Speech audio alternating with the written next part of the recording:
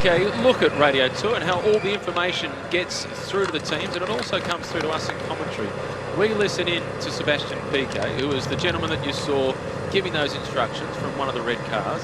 It's predominantly provided in French, the race radio information, but he also tailors it to the various teams. If it's for Movistar, the Spanish team, he'll provide the instructions in Spanish.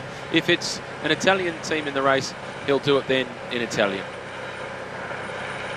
Down to 9 minutes and 51 seconds now, the advantage for Guillaume van Kiesbulk from the Wanty Group Air team, who attacked right at the very start of the stage today.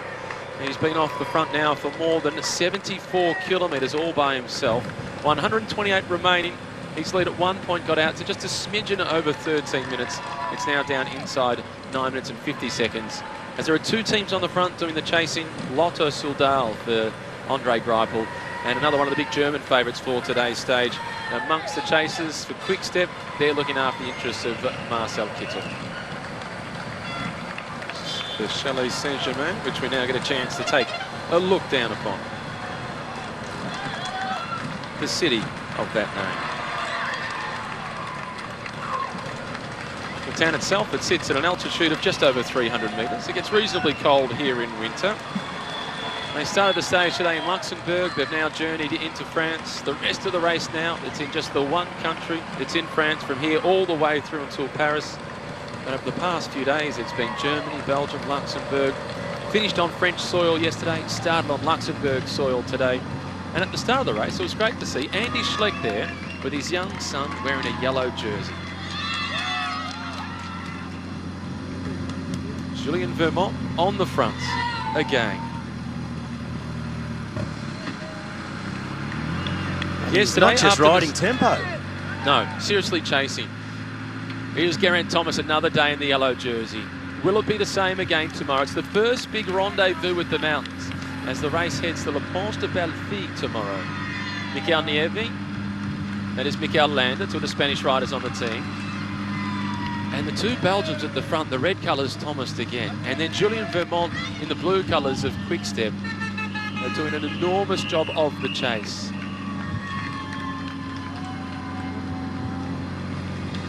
Yesterday we saw Julian Vermont in the blue colours from Quick Step do so much of the work, just as he did on the previous day, but each time he stopped working at the front, he has completely let go of the peloton. Yesterday, once he stopped working, which was only within the final 20 kilometres or so, he ended up conceding 12.5 minutes to Peter Sagan at the end of the stage. So as soon as he stops working, it's his recovery, looking forward to the next day.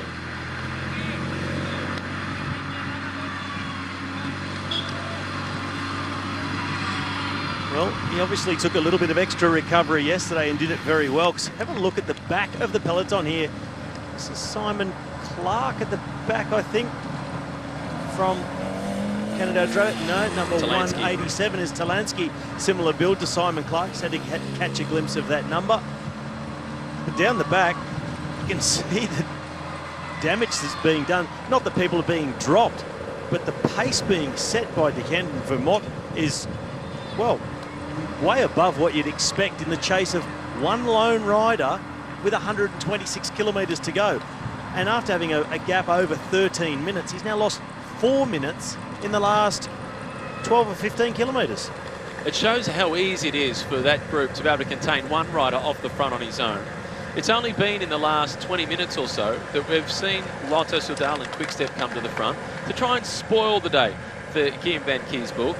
But they're really upping the tempo, and judging by Andrew Talansky at the rear end of the peloton, they are moving along at a rapid rate.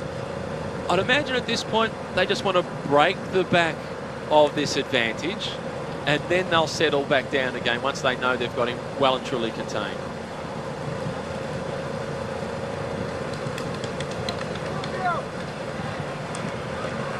He's the only rider on the Wanty Group Goubert team who's not wearing the bright yellow shoes and socks. He's gone conservative with white. First rider in the professional peloton to wear white shoes, Rolf Sorensen, one of your old teammates. And now, white is standard. Nobody wears black shoes anymore. Not many, although the shoes I ride in now are black. My trusty Seedies that I've spent my whole career in. because you have to clean them yourself. Yeah, I didn't want them to get dirty, so I chose black. Matte black. Of course. Is there any other black? A lot of white shoes amongst the Sky team, and a lot of red and orange among the Lotto boys. And now we've got everybody looking at shoes. Marcel Kittle, also in the white CDs, and white socks, not green. Yes. So that's where the green stops. We've been looking at the full colour combo as we look here at La Maison de Robert Schumann. Well, he was an important figure, actually, in the history of Europe. He was born Jean-Baptiste Nicolas Robert Schumann in 1886. He was German of birth, but his father, Jean-Pierre Schumann, was born in France, and they lived then in Luxembourg. So by the Treaty of Versailles, he was a French citizen. And then, having grown up in the Department of the Moselle, he went on to become a Minister for Finance, the President of the Council of Ministers, and then the Minister for Foreign Affairs. And throughout the combining of the European Union, the creation of it, he was one of the initial catalysts. And he played a big part in the forming of a deal between France and Germany on the industrial front. And that was after the Second World War, to bring them together on the production of coal and steel. And that was then the lead to what they created, the European Community of Coal and Steel. And that then spearheaded to what we now know as the present European Union, which is why that house is so significant. Quite a significant region within itself. As we spoke about earlier, the race going through the town of Schengen and the Schengen Agreement, which led to the almost abolishing of borders within the 26 countries, a group of countries making up that agreement, signing that agreement. So you had no visas required to travel between those countries.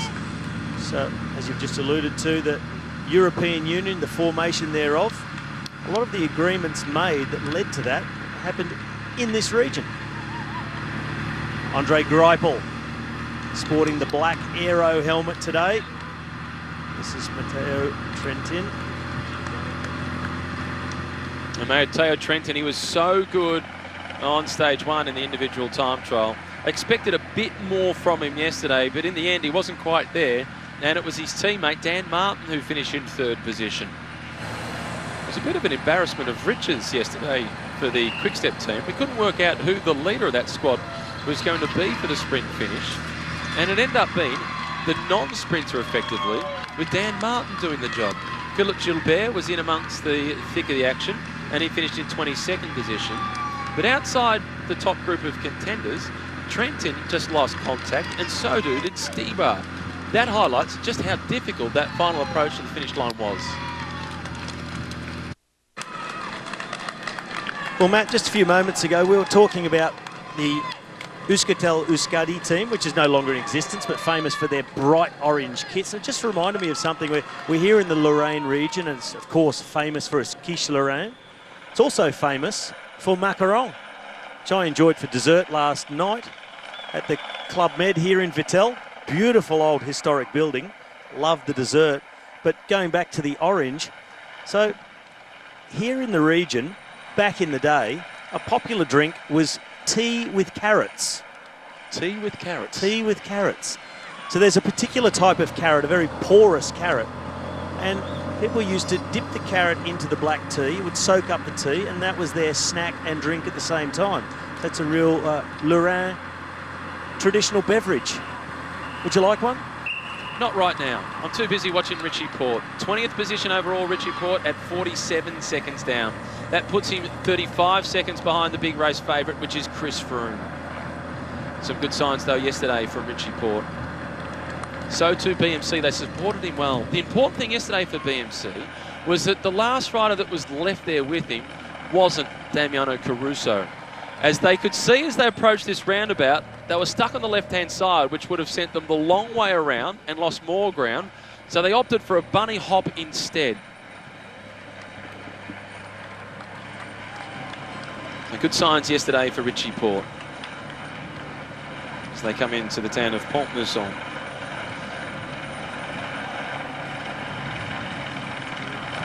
And this chateau that we're now getting a chance to take a look down upon It's a relatively recent addition to the town, having been founded in 1851.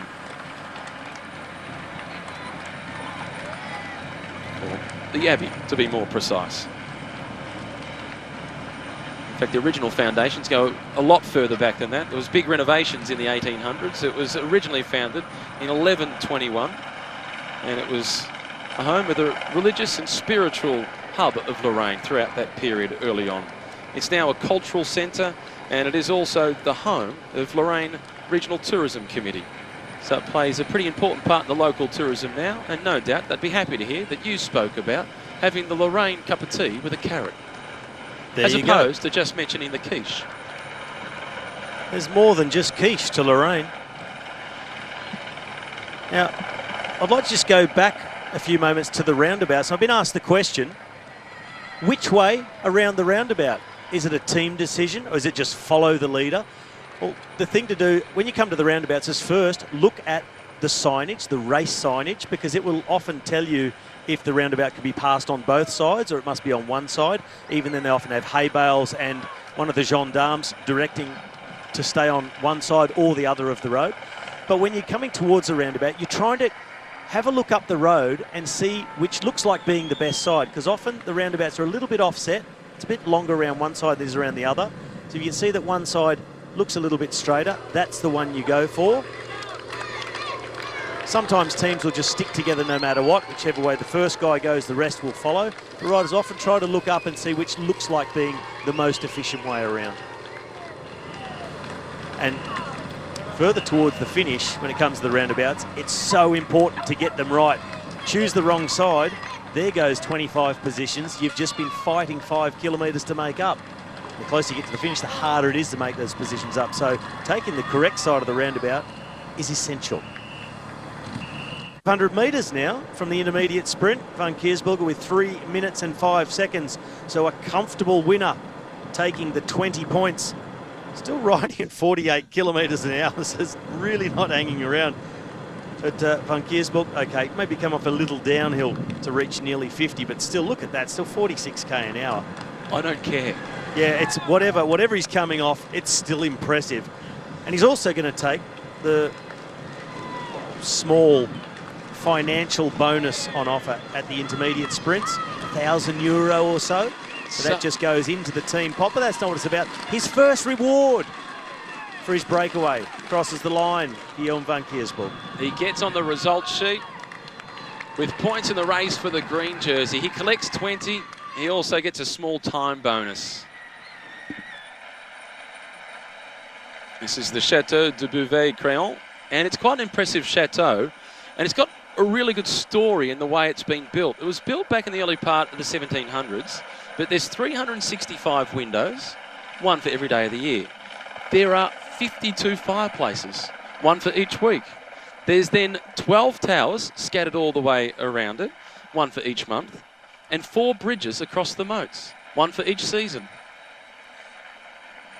And 1 moat, one for each year. Anything that's got a moat around it has got my vote. It's got you in already. That is impressive. It is. Okay, team at home, how many chimneys? The Couch Peloton, hopefully they've been paying attention. The Couch Peloton will know the answer. They're across everything that happens at the Tour de France. It's a trick question. And now we're starting to see the teams of the sprinters lining themselves up at the front. They're not too far away from hitting that intermediate sprint.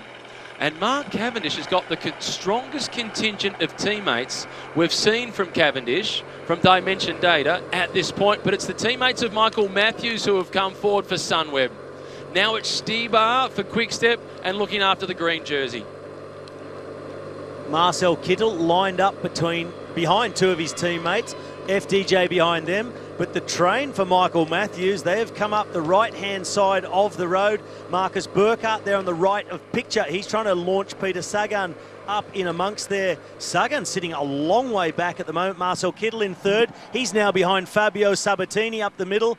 Colbrelli, he's coming on the right-hand side behind FDJ. Demar behind Colbrelli.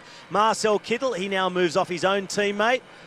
He spots Colbrelli, but on the right-hand side, Bora Hansgrohe with Peter Sagan. Sat back, Demar goes. Demar opens up, so too does Greipel on the right-hand side. Demar, the French national champion. It's Greipel, the world champion in the middle. Photo finish, Arnaud Demar. Demar, Sagan, Greipel. And the peloton, they can almost see him. Another bid collected as Guillaume van Kiesbulk. He goes over the top of the climb and he collects 1 point in the race for the King of the Mountains jersey. He picked up 20 in the battle for the points classification. He continues to eat and drink, refueling the system. It is impossible on the bike to eat enough to replace the calories that you've burnt. And as you've mentioned already, Robbie, he will be in position number 1 at the buffet tonight, and I think he'll do a few laps. Do you think they'll ring the bell after about 4 and say only 1 more lap to go? Well, I think if they've watched today's race, they'll let him go as many times as you want and an extra dessert as well. Might need a good glass of red wine just to settle the engine down as well and get off to sleep tonight. Like a sleeping tablet, the red wine. This is Tiago Machado, the Portuguese rider, at the front for Katusha Alpecin. Then followed by Thomas de Gent, as is so often the case. It's next in line is Julian Vermont, who we've seen a lot of throughout this year's race thus far. Aiming for the second stage victory for Marcel Kittle. And 4th in line, also contributing to the chasing, that's Nicolas Ede. A good climber from the Cofidis squad. He's not a brilliant climber. He's won the King of the Mountains classification at the Tour of Spain by getting into the breakaway. And speaking of the King of the Mountains classification, yesterday's big escapade in the breakaway, Nathan Brown on the 4th of July, he'll be on the podium because there was only 1 point up for grabs today. So he will guarantee himself a spot on the podium to collect another jersey, as some catching practice required for Nicolas Ede. Well, he tried to take one bidon. He missed that one. He put his hand out to another team, asking them for one. He's trying to get water wherever he can, but it was a shocking collect on his behalf because, as anyone who's raced and taken a bidon would know, if people at home would like to know, it's like you're catching a cricket ball for those who play cricket. If you haven't, what you've got to do is grab the bidon with your hand, but let your arm go backwards, and it's much easier to hang on to. Soft hands. Soft hands. Junior cricket worked well for you. Well, Nicolas Ede didn't probably get the chance to play cricket, let's be honest, but there's a certain technique to taking a bidon from someone stationary on the side of the road, and he hasn't quite got that down pat yet. The Americans, with all the baseball, they would have played as kids. They'd have no problems with the soft hands, even though there's the big mitt when you're playing baseball. Yeah, you got the glove. That's not the same. Not quite. It was really surprising in Dusseldorf, wasn't it, to see a cricket field in the middle of Dusseldorf, and it was in use with a pretty good standard of cricket. Looked like a lot of Indian expats that were out there playing, but it was a good standard of cricket in Dusseldorf, Germany. Andre, we haven't seen much of Steve Cummings at the back of the peloton today. We had the team principal from Dimension Data in here with us for a little while. If you did miss it, we asked him the question about Cummings, always sitting at the back and getting that free rein. He said that today, though, Steve has to do part of the job up towards the front to support Mark Cavendish. Well, we've got to look out for him around that 3 kilometres to go, because it was said by Dougie Ryder that Steve's job today is to launch the team's sprint train, get them organised, get them up to the front at around 2.5 to 3 kilometres to go. Let's see how they go with that. It's quite a complicated section because from 4.7, you've got a 500 metre long hill, plateaus off for about 300, kicks up for another 300 till 3 kilometres to go. After that starts to go down, left-hand corner, and then dips down and then falls flat down all the way into town. It's going to be so fast and so hectic. He's going to have to choose his moment very carefully. If he waits too long, he'll never get back to be going so fast. It'll be almost impossible to pass. They'll be doing nearly 70k an hour after they take that left-hand turn. I rode down there this morning, 45k an hour without pedalling. It will be quick. Be warned for those all those in the race. What do you think the odds are of Van Kiesbulk riding across the finish line in Vittel solo today? I can't put a number on it because I don't think it's possible. I think he might be behind the peloton. When he gets caught, he'll be done. He must be completely cooked. And we saw it yesterday after Adam Hansen got caught. He ended up losing some 11 minutes or so. Perhaps for Guillaume, the good thing for the team to do would be to put one of the riders with him, one of his teammates, to help nurse him through. Well, they can see the prey. The first time today, since kilometre 0, they've been able to see him. Peloton got him firmly in their sights, 20.4 kilometres to go. That time gap, fairly irrelevant now. They can see him, they've got him in their sights. And from now on, it becomes more about positioning and control than it does about chasing Guillaume van Kiersbelk. More than 180 kilometres off the front. It's been courageous. And when he did go away and nobody came with him, there was a moment of hesitation. After 1 kilometre, he had that look about him of, am I doing the right thing here? Turns out the answer is yes. He has been the star of the day, and good on him for making a big impact on the Tour de France in his first appearance. Yeah, really well done. And he's not done yet. He's already been off the front for 187.6 kilometres, and they haven't yet reeled him in. Oh, Van Kiersbelk now looking over the shoulder, waiting to see the peloton coming at him. There they are in the background. 10 seconds now the gap. More riders coming to the front. One of the Katusha riders just moving himself onto the front of the peloton. 17.2 kilometres to go. 190 kilometres covered of this stage, and all 190 have had Guillaume van Kiersbelk as leader of the race. Not quite done with yet, but let's call it 190.5 kilometres on the attack. And he has felt every single metre. There'll be lots of pats on the back once he gets past the arrowhead of the peloton, a little bit further down. They'll be patting him on the back. Well done, Guillaume. A brave and brilliant performance. Not enough to win the stage, but you've had a big impact on the Tour de France. Now it's one of his compatriots, Thomas de Gens, on the front again. The first man to start really chasing Van Kiersbelk after Sky rode a moderate tempo at the front. And you see the sign there, I am done. Now the pushing and shoving gets underway. Well, it really is not a wide road. So important to get in position early with your team, but important also not to put team members into the wind and start wasting energy now, because these roads are so fast, and this finale into the town of Vittel, very, very quick from 3 kilometres down to 2. Again, Katusha now at the front with multiple riders taking this left-hand turn. 16 kilometres to go. So starting to marshal the troops at the front. Numbers are going to be very, very important. And also, there could be a few lurking there that have heard about this little rise coming into town with about 4.7 kilometres to go. This little stone marker off to the side of the road is the stone marker of the Oath of Coffre. And all the participants in the liberation of France, they left behind traces of their presence with statues, plaques and stone markers. And later, to show the respect for those that had gone before them, all these plaques were put up, and the first one that was established was at Utah Beach in Normandy. And here is spring weather. It's better to use more energy and sit here in the slipstream, or just back off them, staying there for now. But it really is the battle for position up front, a really compact peloton. Now 14.5 kilometres to go. Movistar, they have taken up the front. One more rider from them, that's Daniele Benati, coming from the right around to the left-hand side of the peloton. And they're just keeping Nairo Quintana out of trouble behind Movistar. That's Lotto Soudal up on the right, Fortuneo. Ambitious Fortuneo, the smallest team in the race, or the second smallest perhaps, behind Wanty Group Goubert. And they've got Dan McClay, who's just hoping for a clean run. Well, we remember that YouTube footage we saw of Dan McClay winning the Grand Prix de Nantes last year, threading his way through the bunch from about 14th or 15th position with 150 metres to go. It was unbelievable to watch. Do yourself a favour and search for it and watch it. Today, a higher calibre of riders to take on at the finish, but his team certainly believe, and he's their best chance for a result.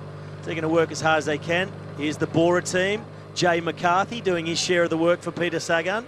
Yesterday's win, giving them even more confidence if that's possible.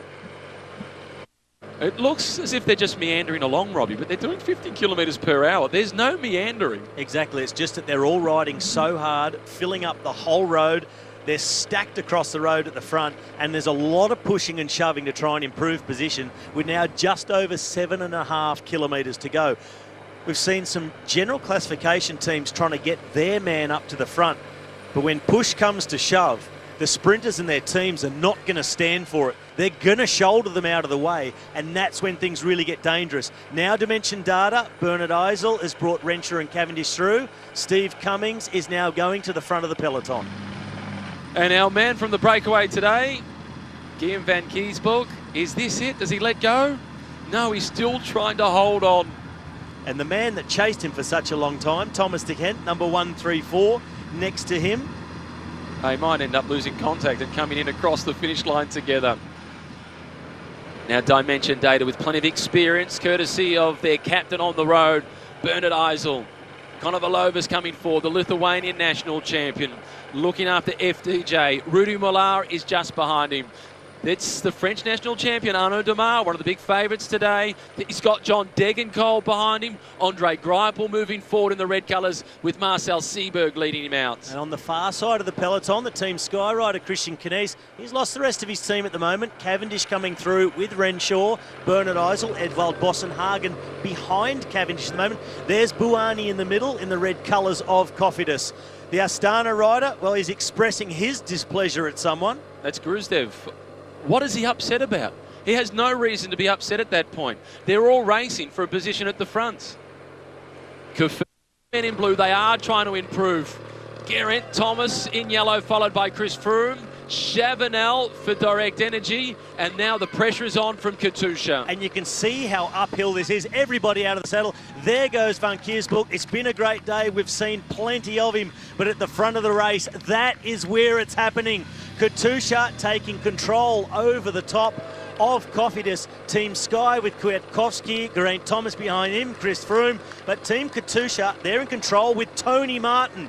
We've seen him do this so many times in other teams. Today is for Alexander Kristoff. Nasser Buhani, he is looking comfortable at the front of the bunch. Konovalovas, he's looking around for Arnaud Demar. Team Movistar with Quintana trying to bring him back up. And here comes Sunweb for Michael Matthews. The road has opened up for Sunweb. For a long time, they were caught behind the Quick-Step team, and they moved over to the right of the road, which is exactly what the Quick-Step team has also done. And they are moving the green jersey forward, but he doesn't have the teammates immediately in front of him, and they are disorganised once again. I think he had the teammates in front of him, but after that little rise, I don't think he had the legs at that time to follow and improve his position. He's made a big improve. He just needs to keep moving forward at the moment, or he's going to put himself out of it. Lotto Soudal now, Adam Hansen, he's starting the train for Andre Greipel. The blue colours of Matteo Trentin, who just a moment ago was at the front, was looking around, wondering where the green jersey was. He went, someone's off the road into the grass. Colbrelli. Bahrain Merida. Perhaps Konovalovas, the Lithuanian national champion. As we see Bernie Eisel at the front for Dimension Data. Mark Cavendish looks so calm, sitting a few wheels further back with the yellow jersey just behind him. They're over the top of the final rise. Now it starts to dip down. It'll go downhill, get faster and faster, and they'll swing into a left-hand turn, which will bring them into the city limits of Vittel. It's now Dimension Data on the front for Mark Cavendish. The teammates looking behind. Coming up to that left-hand quarter now. Dimension Data in control. No sign of Marcel Kittle just yet. There he is in the middle, just taking the corner. He's about 30 back. He's got two teammates with him and one further forward. The look across the shoulder at the front for Dimension Data. It's Reinhard Jans van Rensburg who's setting the tempo at this point. It's no tempo, it's a blistering speed, 65 kilometres per hour.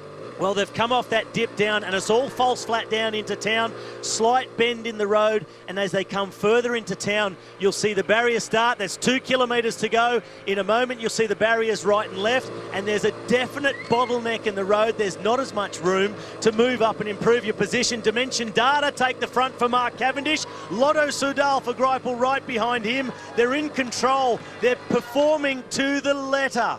but there's only 2 riders remaining for Mark Cavendish. Perhaps they're at the front a little bit too soon. It's a very long last kilometre, but I would say better to be where Cavendish is than where Kittle is at the moment. Andre Greipel, he's behind with a couple of teammates, waiting on Jürgen Roelands to launch. Eisel trying to be in control as long as possible. There's Steve Cummings still to do a job. No, Stibar that is. He's looking for Kittle under the bridge, last corner. It's Edvald Boasson-Hagen at the front, setting the tempo for dimension data. And now there's confusion as Cavendish has let the wheel go. And Zinedine Stibar is responding and going across. And there's been a big fall in the peloton. The yellow jersey has gone down.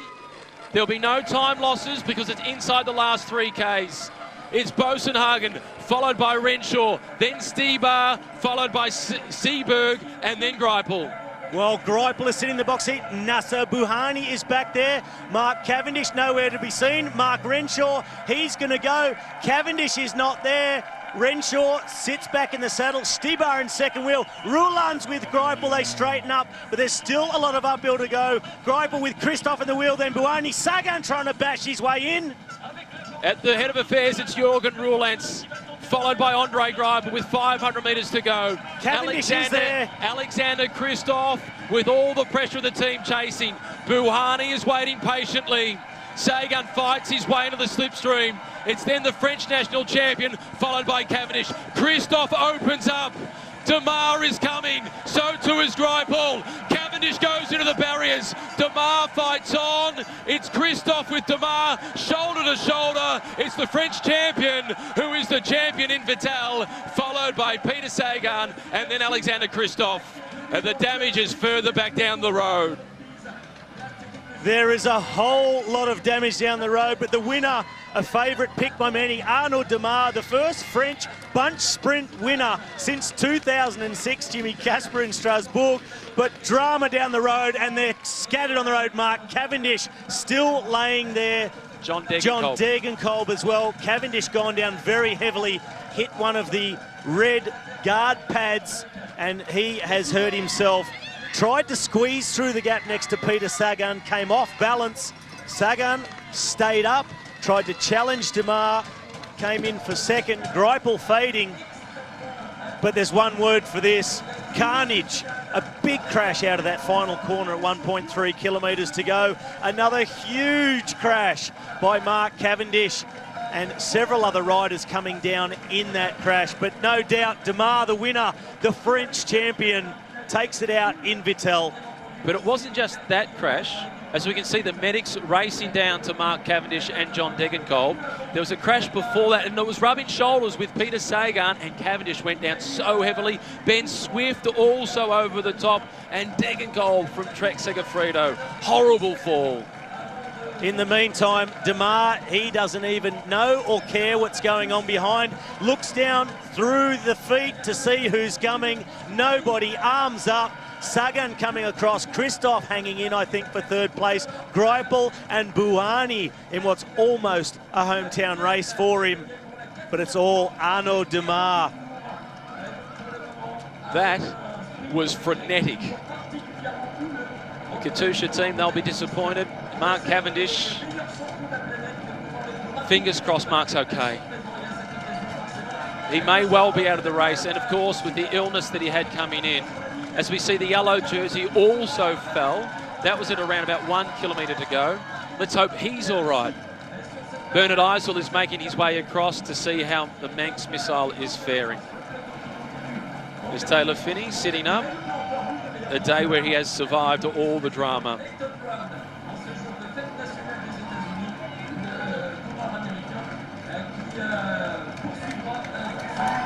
A day where the final 3 kilometres were extraordinary. We've just heard over radio at the moment Mark Cavendish being treated for a shoulder injury down there on the road by the medical team, but Arnaud Demar celebrates.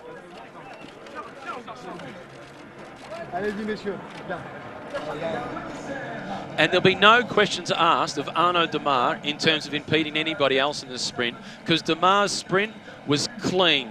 He was from the front.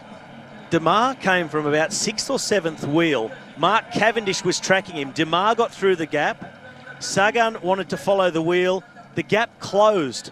Mark Cavendish couldn't fit through it. And there's our result. Arnaud Démare in first. Peter Sagan takes second. Alexander Kristoff for third. Greipel, Buhani, Adrien Petit in the absence of Coquard. Jürgen Rouland's the lead-out man of Lotto Soudal, taking 7th place.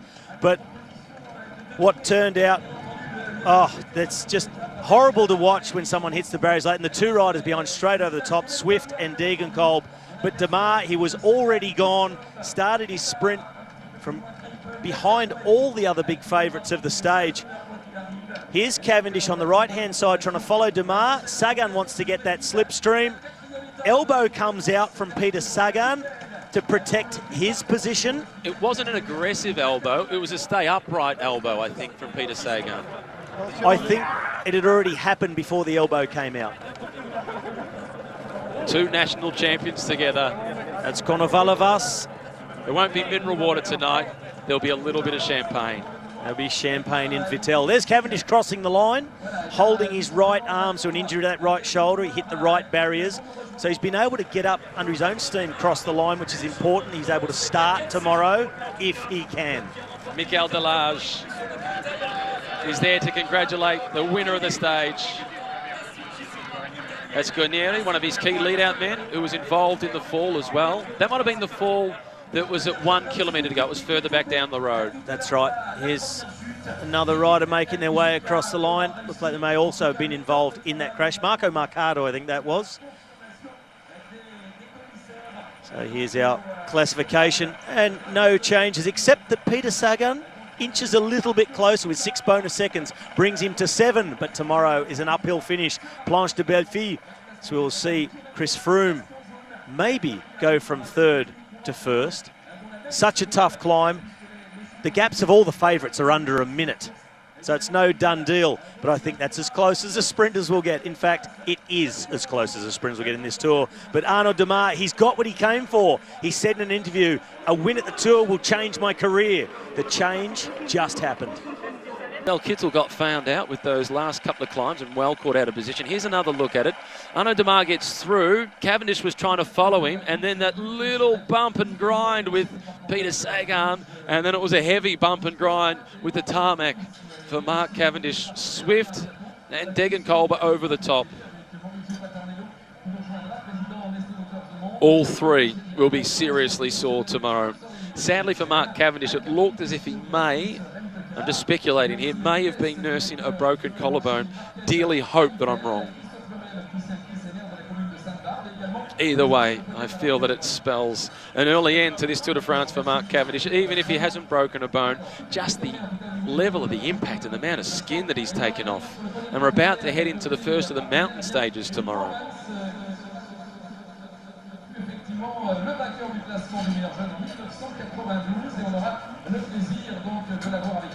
And Arnaud Démare tomorrow, he won't be wearing the colours of the French national champion, because that stage victory has just moved him into the leader of the points classification.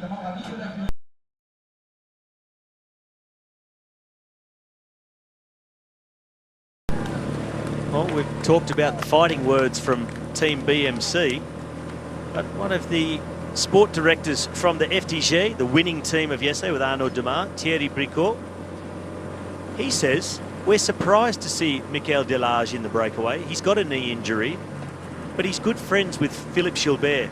They were probably talking together at the head of the peloton. Gilbert probably encouraged him to go with him, so they went off in the breakaway. But he says, anyway, this breakaway is doomed to fail. So, one team positive, brave. The other team director, his glass is less than half full. His glass has been smashed already and is not even done yet. And in other news away from the race, a guy who is the glass half full is Luke Durbridge, who you remember had that awful crash on the opening stage of the Tour de France in Dusseldorf. Damage to his ligaments and his ankle, so much so that he's needed some surgery to try and recuperate from that.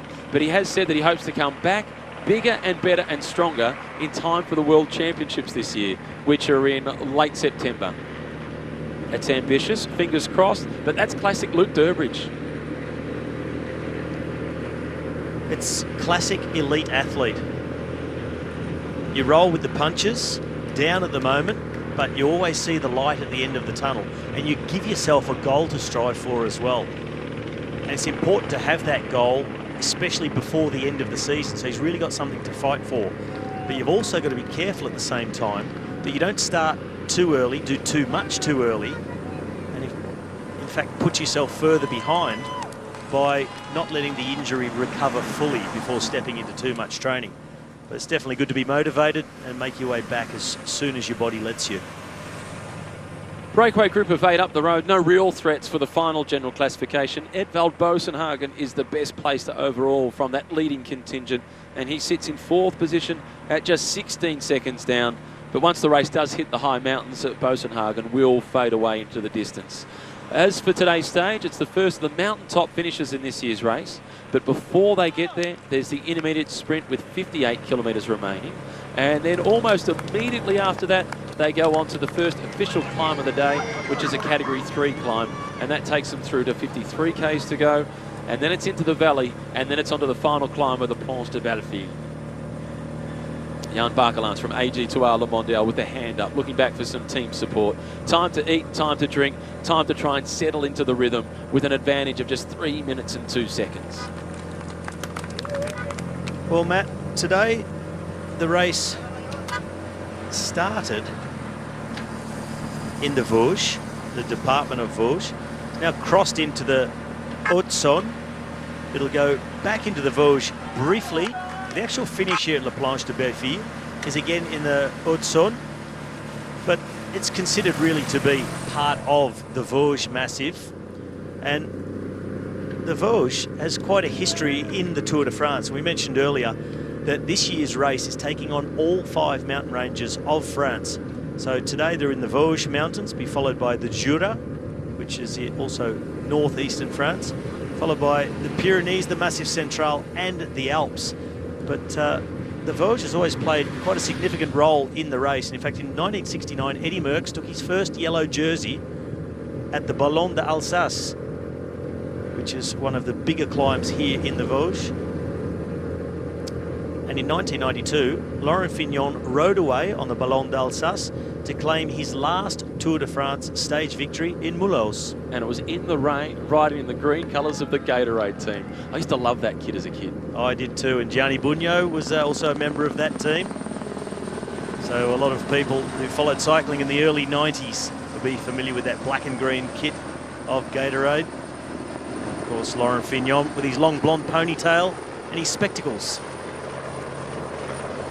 Sadly, Laurent Fignon no longer with us. There's Nasser Bouhanni, the leader of the Cofidis squad. That's when it comes to the sprint finishes, and into Toile tomorrow, Bouhanni will get another opportunity, and he'll be even more fired up after yesterday, seeing his compatriot, former teammate and great rival, Arnaud Démare, collect the stage win. Back to the breakaway group, sitting at the rear of the contingent from AG2R Le Mondial, wearing number 12 on his back. That is Jan Bakelans. Well, Matt, looking at yesterday and so much drama, that crash at 1.3 kilometres to go, which took out a number of riders, including Geraint Thomas, and then also the one that everybody is still talking about and will be for a long time to come, the crash of Mark Cavendish and the ejection out of the Tour of Peter Sagan. Something that hasn't really been spoken about at all, Marcel Kittle. He really missed a big opportunity yesterday to score a lot of points for the green jersey, of course, to take another stage win. But his positioning, it was woeful. The work of his team was poorly timed. They chose to try and move up on the one hill on the run into Vittel, and it seemed to blow Marcel Kittle's legs up, and he wasn't able to get anywhere back near the front. It was only due to the crash he was able to move up somewhat. He was so far back, he was behind the crash, rode around it, eventually rode back into 13th place and scored a few points for the green jersey, but missed a huge opportunity to take some really big points. Now seeing that Peter Sagan is out, that competition is wide open. But Arnaud Démare, he's gone a long way yesterday to being the first French rider in a long, long time, since 1995, Laurent Jalabert, the last French winner of the green jersey. And for me, he's one of the big favourites now. He is the big favourite, and the rest have got to chase him. Well, he has a 43-point advantage on Marcel Kittle, and another 15 points further back is Michael Matthews. Michael Matthews missed out a little bit yesterday. And then for Michael Matthews, the stages that suit him are the stages that are a little bit lumpier, where there's actually less points on offer for the sprinters. So it's favouring Arnaud Démare to break the French drought in the race for the green jersey. And speaking of, here's a shot of the French champion. And as Marcel Kittle was yesterday, fully clad in green, but Arnaud Démare's gone another step further. He's gone with the green bike. So the mechanics have got to work last night to build the green bike up for Arnaud Démare. Normally, that's the sort of thing only reserved for the last couple of days when you're getting a bit more sure of winning the green jersey, but nowadays sponsors love the opportunity to get a bit more attention to their wares, bring out the Lapierre green bike, and any publicity is good publicity. One thing's for certain, it's going to be seen. It's a very bright green he's sporting there.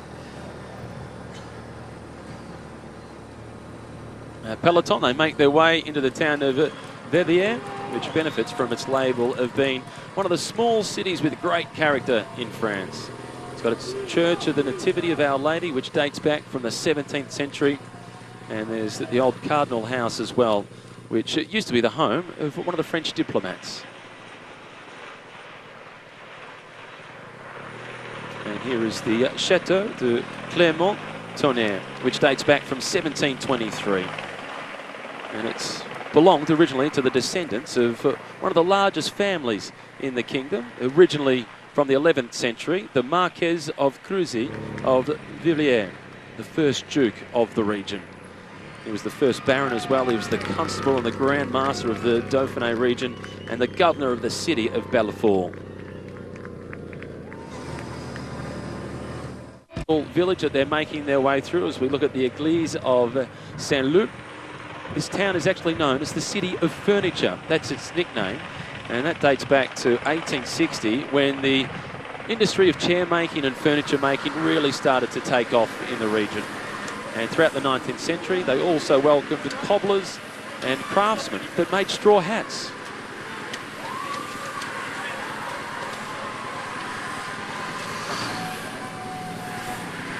And they're now inside 100 kilometres remaining. The warmest day that we've had so far throughout this year's Tour de France, and it's only set to get hotter as the journey south continues throughout the Tour. Saint-Loup-sur-Semeuse is the little village that they're making their way through. The City of Furniture. The yellow jersey resting on the shoulders of Geraint Thomas. That's Mikel Nieve that's waited for him. So even though it's all in for Chris Froome, they still look after that yellow jersey, and rightly so. Plenty of respect being paid to the maillot jaune.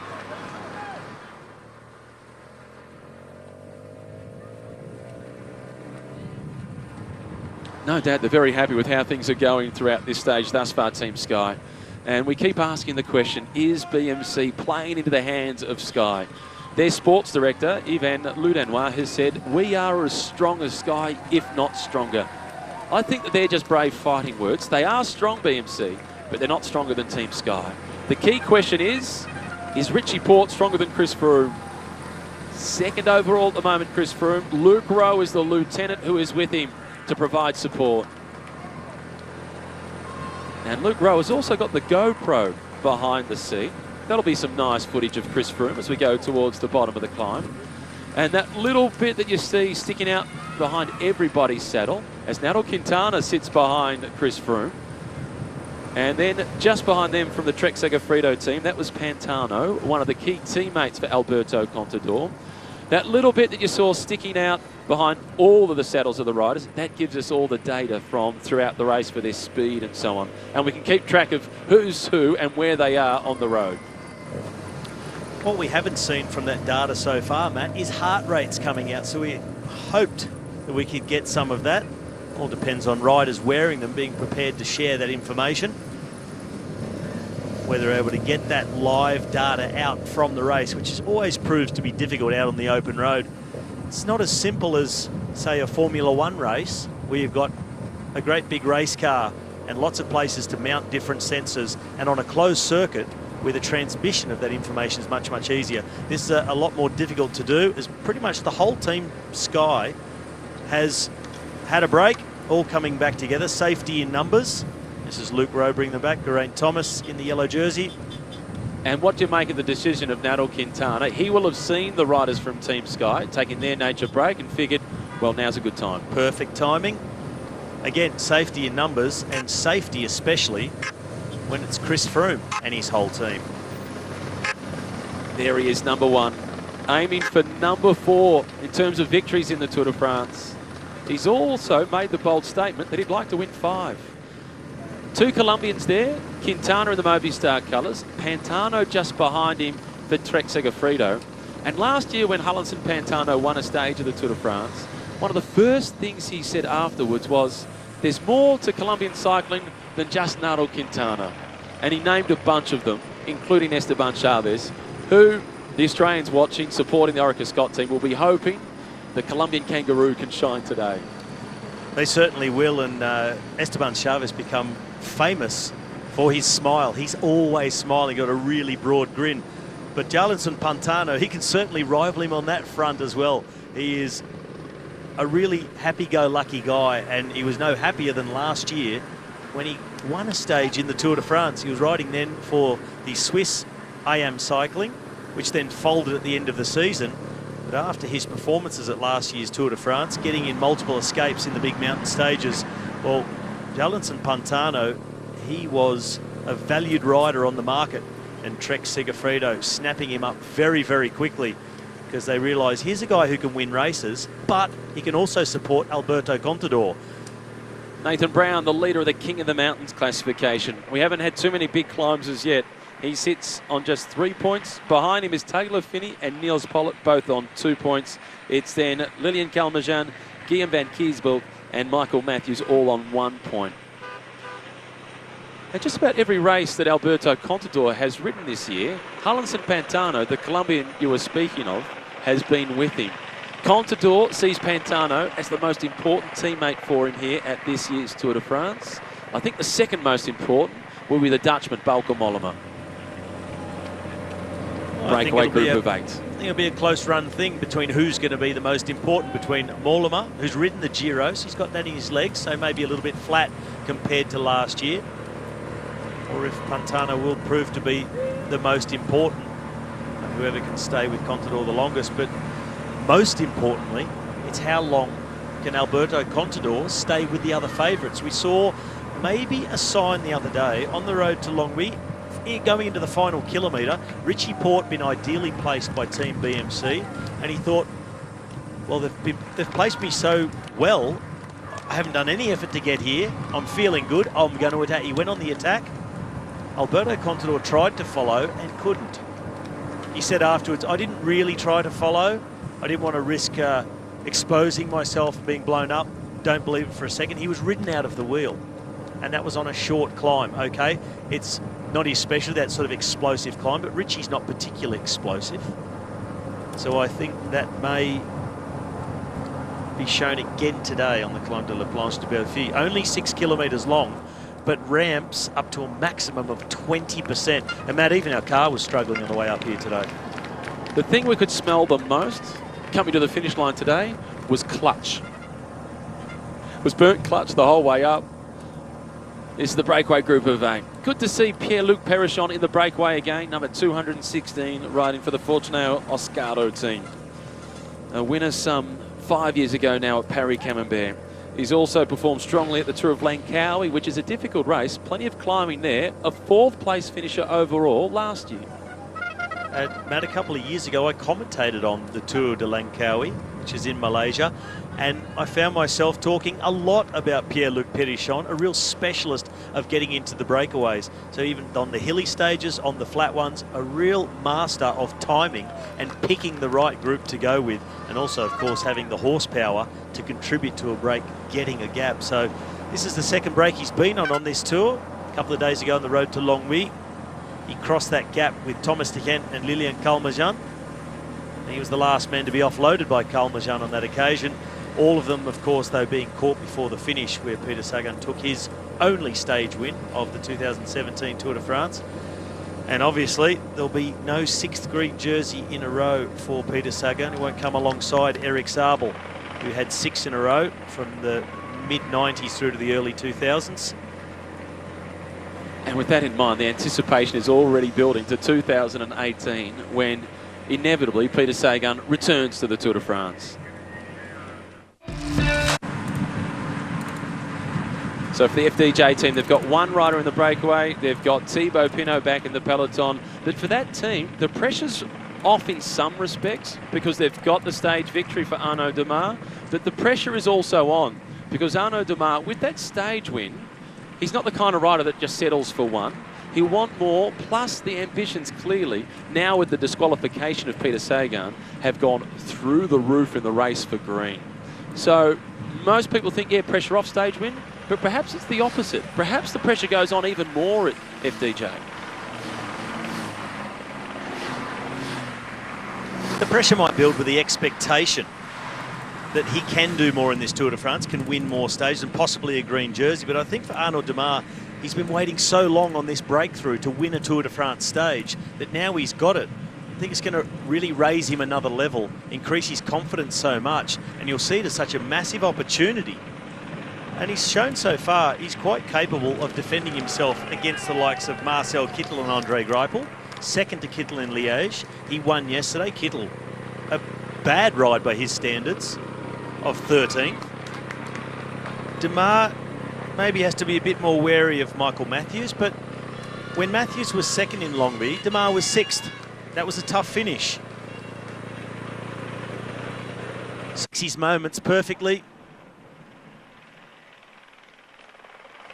But it is definitely a warm day out there. 28 degrees in the valley roads, 22 degrees at the finish line on La Planche de Belleville. 1 kilometre for the breakaway. Do you expect to see any real contest from the breakaway group for this intermediate sprint point, or do they roll through with somebody just trying to cagily go across the line in first place without upsetting the rhythm? I'm not really sure any of these riders have any interest whatsoever in the green jersey competition. Thomas Vauclair, he's just calling for the car again, putting his rubbish back into the car instead of just throwing that off to the side of the road and hoping someone picks it up. As we see the cows getting excited and starting their lead out already. Le Grand Vitesse of La Vache. Sprint massive. 500 metres at the front. It's Perrichon who's at the head of that group, then followed by Thomas de Gent. Dylan van Baarle might be interested as he slots himself in. A very good sprinter is Edvald Boasson-Hagen, and he is checking across the shoulder, indicating that he does want to sprint. Boasson-Hagen, Gilbert and Delage all interested in this sprint. Thomas de Gent winds it up from a long way out with Barkelans, and there goes Boasson-Hagen, who has the best reputation from this group as a sprinter. But Thomas de Gent is just so strong. He's still at the front. Boasson-Hagen is coming over the top. Gilbert is interested, but not quite quick enough. It's Boasson-Hagen with the points. And that was not a friendly sprint. That was pretty close to full-blooded. Pretty close.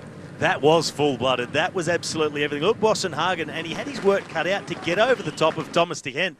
That was a great lead-out sprint effort from Thomas de Gent to go from so far. Here's the peloton. Quick step on the front. Michael Matthews slotting it, looks like into... No, a teammate of Matthews in third position. Matthews further back with other teammates. And there's the green jersey, Marcel Kittle. He picks up the wheel of Alexander Kristoff. The peloton letting the sprinters just drift forward a little bit. Then they'll regroup when they go through.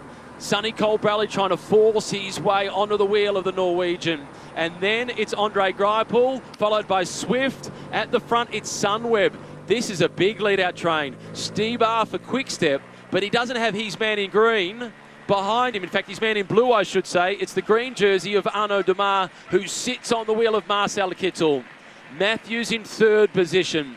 In fifth spot, it's Alexander Kristoff.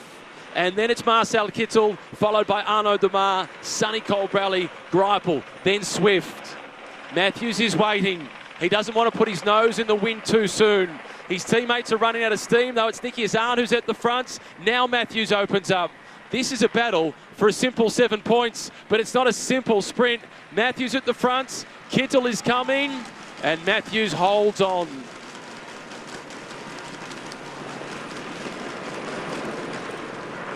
Well, Matthews looked over the shoulder. He saw the rider of Katusha coming there. It was Marco Haller who went first for Christoph.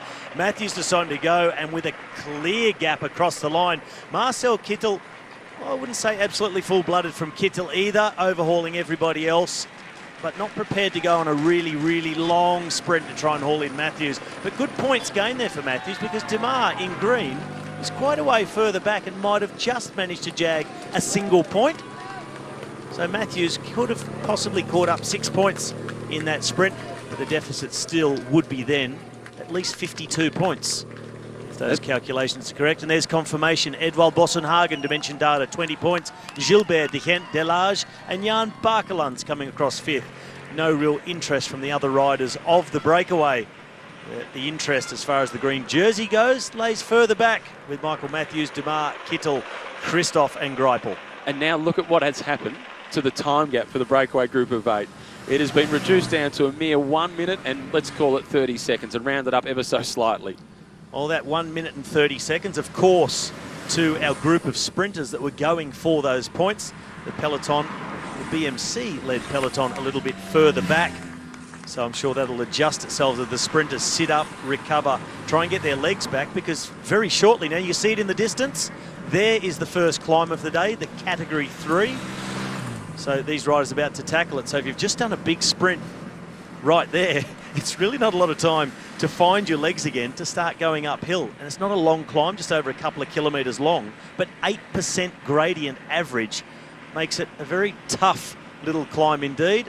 And there's the Peloton snaking its way out of the village. And they'll also have the foot of the climb in their sights once they come around the next corner.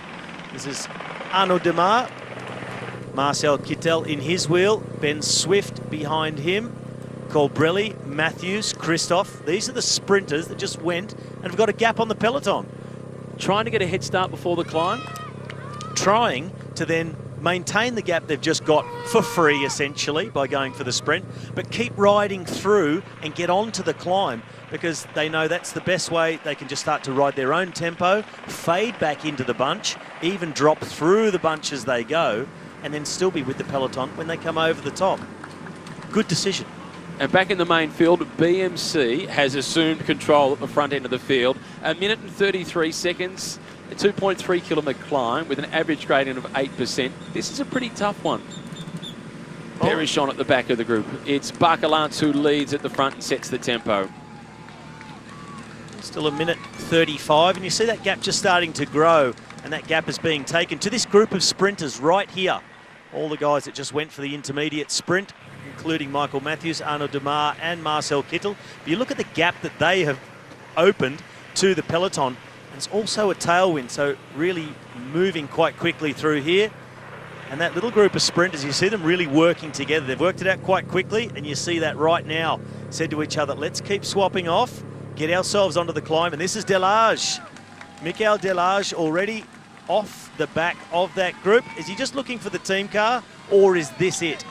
This is it for Michael Delage. Even his sports director said that he was surprised to see Delage in the breakaway today with the injury he has been carrying since stage 2. Allez Thibaut, lots of support. Go to Thibaut Pinot, the local hero, who lives just 10 kilometres away from the start of the final climb today.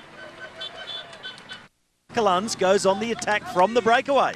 Barkelands for AG2R Le Mondial. He's just inside the last kilometre to reach the top of this climb. Vogler is the first to respond. The birthday boy at 35 years of age, Gilbert, is also trying to move forward. We will see very soon if this is attacked just to get the points, or if Barkelands wants to go on with it. Once he gets over the top, it's not downhill yet, because the KOM is really near the start of what is a very long climb. It's at the end of 2.3 kilometres average, 8%. It drags on from there from kilometre 105 to kilometre 120, so another 15 kilometres really dragging up a long valley road before quite a steep descent. So is it attack just for a few points, or does he already want to offload his breakaway companions that he's been with for nearly 110 kilometres so far? This is Marco Haller from the Katusha Alpecin team, part of the lead out for Alexander Christoph. Across the top of the climb and 2 points in the race for the polka dot jersey. for Jan Bakelants. But it's more than that. He's got a tailwind. There's a bit of climbing still to come. The boxing kangaroo, but it's Bakelants who is boxing on. And that gives me part of the answer that I was looking for. Bakelants looked around. He knew he was going to take the points. No one was coming. But he pushed on. He kept going with that pace and straight through that King of the Mountain finish line there. I think he's going to go on with this. This is Perichon, followed by Bosenhagen. It's then Van Baal, Gilbert and Vauclair. They're not surrendering on their breakaway chances. Andre Greipel, yesterday's third place finisher. He's got a very important teammate in front of him, Adam Hansen, who will wait. There's a lot more work to be done for a domestique than just lead someone out. It's get them to the finish line on the mountain stages, which can be just as important. It can be just as important, and it can be even harder, because it means a lot of kilometres riding on the front, keeping your sprinter out of the wind and just trying to keep his average speed as high as possible, because they really struggle on the climbs. And I've got to admit, it was done for me many a time by my teammates, and it's really appreciated by the sprinters. As the BMC-led peloton, they come and mop up what's left of that group of sprinters. You see Michael Matthews in the background on the right-hand side. Just on Michael Matthews, what did you make of that intermediate sprint and how much he moved around? We're looking now at Jan Bakelants, but this morning in the French newspaper L'Equipe, Matthews was quoted as saying, certain riders race like idiots. They need to be punished or they'll keep racing like that, referring to how much they move around in the sprints. It looked like he moved around a little bit on that occasion, Michael Matthews. It wasn't dangerous, didn't impede anybody, but when you're going full-blooded and you're aiming for the line, things can go from one side of the road to the other pretty quickly. They can, but you know, you can move slightly off your line as long as you don't impede anybody. Which is the key element, and he didn't. This is Delage. A brave ride by Michael Delage, carrying those injuries, getting into the breakaway today. As you can see, he sits in 190th position overall at some 19 minutes behind. It's been a pretty tough first 4 days for the Frenchman, but it would have been at least one glass of champagne last night as his teammate Arnaud Demar won the stage and got the lead in the points classification. Smart riding this by BMC. They were within a minute and 30 seconds of the breakaway group. They possibly could have caught them, but they've decided on this climb to ride conservatively, so as it's still only two riders who are doing the pacemaking. Michael Char, the more experienced of the riders, and then Stefan Kung.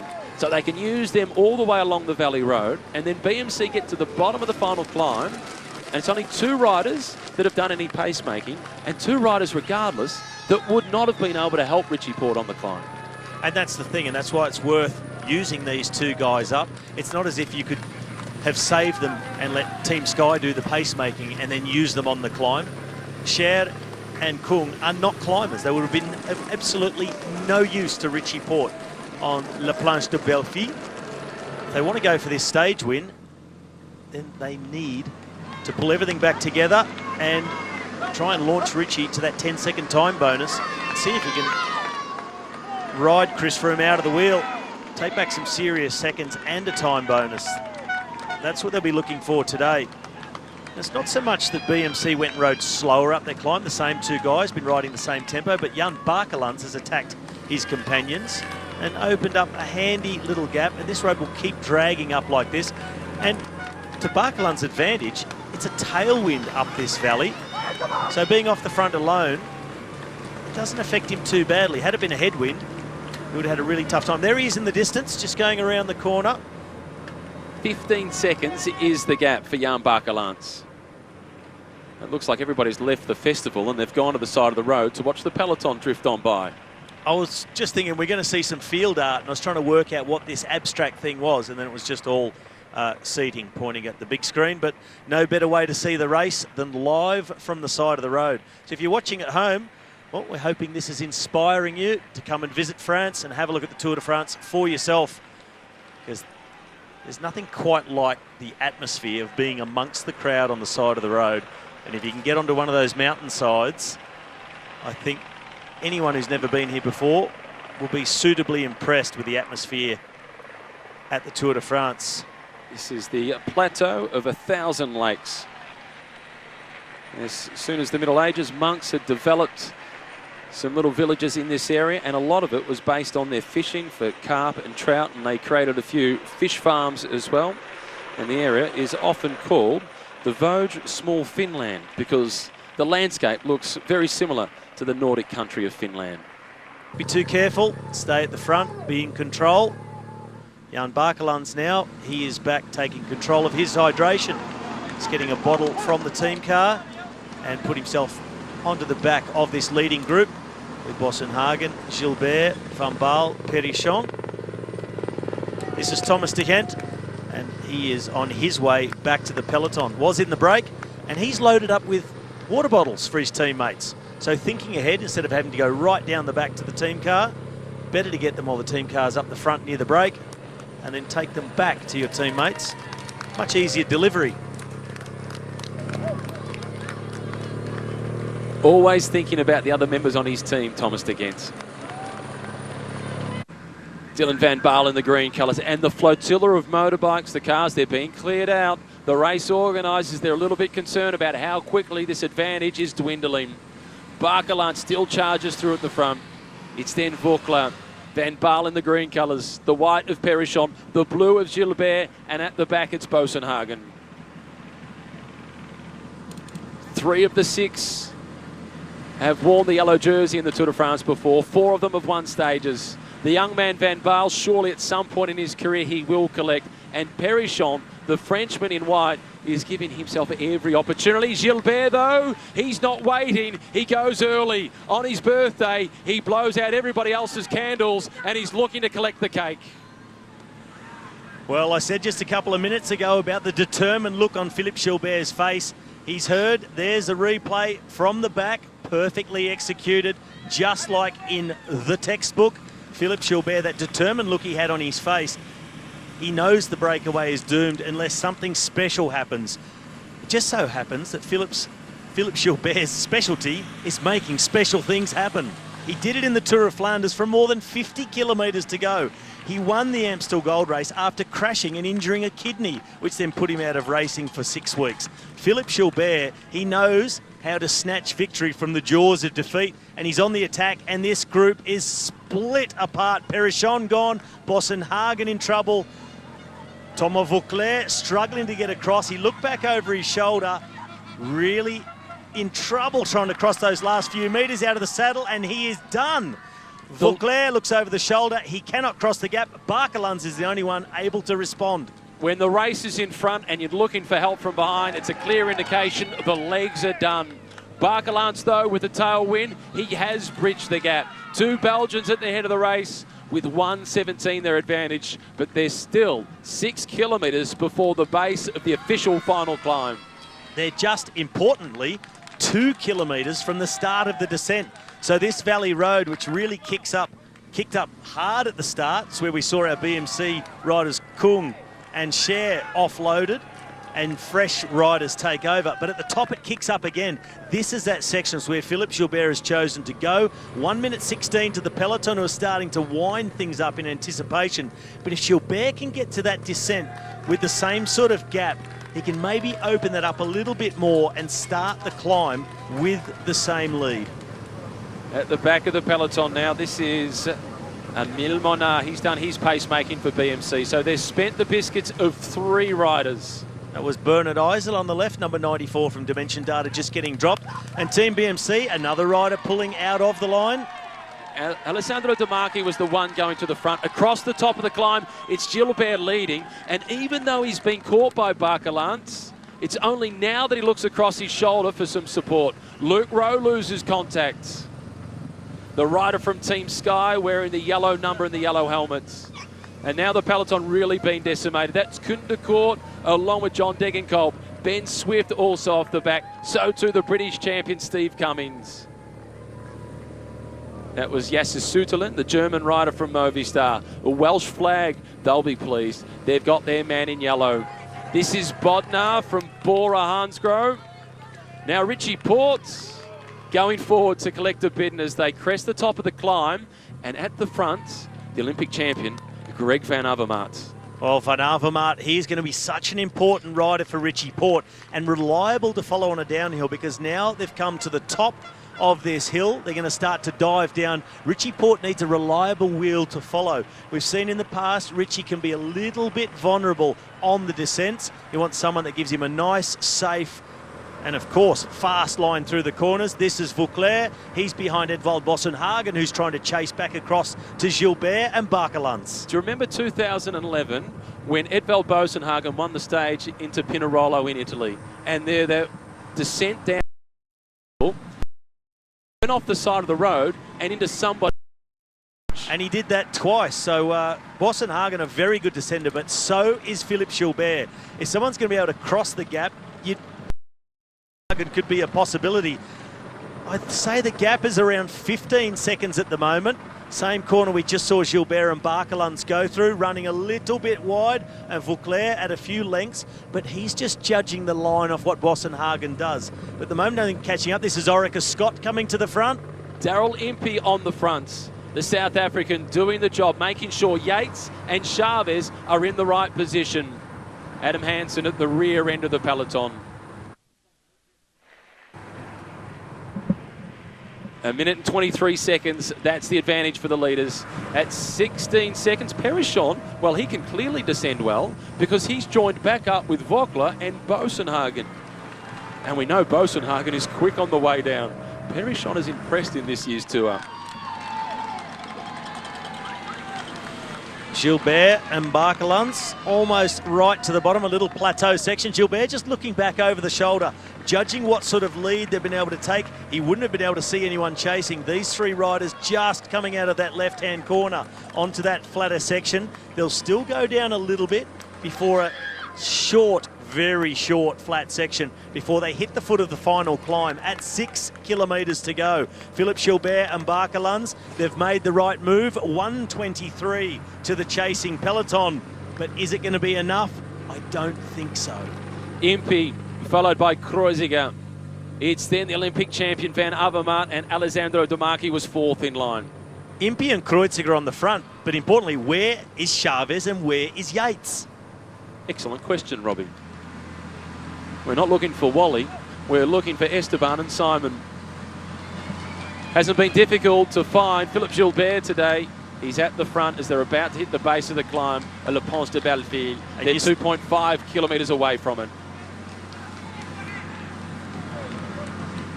And Barkelans wants to work with Gilbert. Gilbert is encouraging him, but has he got the horsepower? On the climb, Barkelans is better suited to this climb than what Gilbert is. But after a big day in the breakaway like this, the enormous engine of Philippe Gilbert and what he's proven throughout his career, he's a chance to go toe-to-toe with Barkelans. Gilbert's definitely a chance to go toe-to-toe with Barkelans, but with a minute 20 lead on the peloton, who are only going to speed up on the way to the climb, especially on the first ramp. So I expect all the GC contenders are going to be pushing to get to the front, which will just increase the pace. You see now Team Sky looking around getting organised, still BMC taking advantage now of the work of Impey and Kreuziger from Orica Scott. Still no sign of their climbers, Yates and Chavez. 7.7 kilometres to go, 1:22 the gap to Gilbert and Jan Barkelans, being chased by Vauclair, Boasson-Hagen and Perichon. There go the red cars of the race officials. Normally that only happens when it's about a minute. But when you're coming onto a climb like La Planche de Belleville, you've got to give the peloton as much room as possible, because the catch could happen very, very quickly. Because early on in the climb, immediately, it's 13% and more. And at this point of the race, Race Radio is really busy trying to clear those gaps, giving all the sports directors lots of information as to who is where on the road. And at this point, 2 leaders, Jan Barkelans and Philippe Gilbert. 3 chasers, Pierre-Luc Perichon, Thomas Vogler and Edvald Boasson-Hagen. Then it's the peloton being led by Daryl Impey and Roman Kreuziger. Well, all 3 groups within the same kilometre, and our ticker's giving us the chasers at just over 140 metres behind our 2 leaders, and the peloton 830 metres behind. I expect to see that come ticking down quite quickly, as now Team Sky go to the front, bringing Thomas and Froome. Kirienka goes to the head of the peloton. A top 10 finish on the opening stage against the clock. He's had a few crashes along the way, but the Belarusian is tough. He moves to the front. This is Van Baal. A big day in the breakaway. Well done, Dylan. So Team Sky, who have had the advantage of sitting behind all day doing no work, they now come to the front with just 6.5 kilometres of this race remaining. So timing is everything. Bringing Chris Froome, you see him in the back of picture there. Movistar moving up on the right of picture. Rafael Maker, he's tracking Nairo Quintana. Richie Porte, he's just 2 wheels behind Greg Van Avermaet on the left, but it's Team Sky at the moment back in control and positioning their leaders perfectly. And for all it's been caught, Gilbert and Barcelance, now the front of the race. It contains all the big favourites for yellow, and it's the former world champion setting the tempo. Kwiatkowski, followed by Nievi. Then Miguel Landa with the jersey wide open. 2 riders from the Basque Country supporting the Kenyan-born Chris Froome. In between them is Enal, the Colombian, Geraint Thomas, then Chris Froome. Richie Porte, still with a teammate with him, and Gilbert and Barcelance, a little hug. Well done to each other. Good effort, guys. Not quite enough on the day. This is Sylvain Chavanel, former yellow jersey and stage winner in the Tour de France, in his 17th appearance in the Tour de France. Stage win won't be for today. He's 325th stage of the Tour de France. He moves out into all-time 5th in the record books. It's still Kwiatkowski setting the tempo. Nievi is next in line. It's then Sergio Henao, Miguel Landa, Geraint Thomas, then Chris Froome. That is some lineup for Team Sky. It's quite a lineup, but nobody's prepared to do anything just yet. And I just caught a glimpse of Richie Porte looking up the road, looking around the side of Team Sky. He's still got a teammate there. And if Richie Porte wants to take time on Chris Froome, I think he needs to go on the attack sooner rather than later. But this climb, you can really bump into the wall, crunch into the wall if you go too soon, because it's so very steep. The red colours, Tony Galopin. Good to see Tony last that long after the crash that he had on stage 1. There'll be more to see from Tony Galopin in the couple of weeks to come. And in fact, that's a smile on the Frenchman's face. As he was getting dropped just on the back of the group here, just getting tailed off. That's Pierre Rolland. This here is Thibaut Pinot. He is long dropped. We don't need any more pictures of that. We need to see the front of this race. And if anyone has the intestinal fortitude to go on the attack. That you can see dangling out the back of his jersey is a stocking full of ice to try and stay cool. Kwiatkowski staying cool. He's still at the front. This is slipping backwards. This is Kreuziger. He's done his job. He's positioned Yates and Chavez towards the fronts. The back door well and truly open. A lot of riders just going to be sliding off the back of this group, as is number 14 from AG2R, the Matthias Frank. But at the front, Nairo Quintana, he was on the left of screen, just behind Team Sky, also coming and having a peep. So riders willing to get up and at least have a look, judge the tempo of Team Sky. Fabio Aru there as well. Fabio Aru in the colours of the Italian national champion. He's so composed, he's riding forward and he's adjusting his glasses, but slipping backwards was Miguel Landa in the white colours. First little chink in the Sky armour. The rider from Team Sky who is expected to be there late for Froome. It might be, but it's only a small dent in the panel work. Well, Landa, he rode the Giro d'Italia. He went in many breakaways in the mountains. He won a stage. Maybe he's a little bit flat here at the Tour de France, but at the moment, Michael Kwiatkowski has taken this whole climb into his account. And the rider on the right-hand side who's swinging out of the way, that's Bauke Mollema, another rider who rode the Giro d'Italia. This is Guillaume Martin at the back from Wanty Group Goubert, the young Frenchman who is still at university studying philosophy. Kwiatkowski now gone. He was just sliding out the back of the peloton there, so now taken over by Mikel Nievi. There is Kwiatkowski. His work is done, and what a brilliant job it was. He's done half of this climb on the front and kept everything in check. Nievi, Henao, Geraint Thomas behind them. Chris Froome with his head down as always. Number 19, Alexis Villamoz. He's another one gone out the back. It's still Miguel Nievi on the front. And the yellow jersey, Geraint Thomas, is the super domestique. How calm, though, does Nairo Quintana look as the first attack comes, and it is Fabio Aru. Well, we said what we love about Fabio Aru is he's prepared to go out on a limb. He's prepared to risk losing the race in order to try and win it, and that's why we love to watch him race. Aru out of the seat, up on the pedals, and he's opened a significant gap over the Sky-led, not a Peloton. This is an elite group, and at the moment, Nieve, he is done. Geraint Thomas waiting in the wings. Nieve is still setting the tempo. Sky not responding. Fabio Aru is 52 seconds down on the yellow jersey.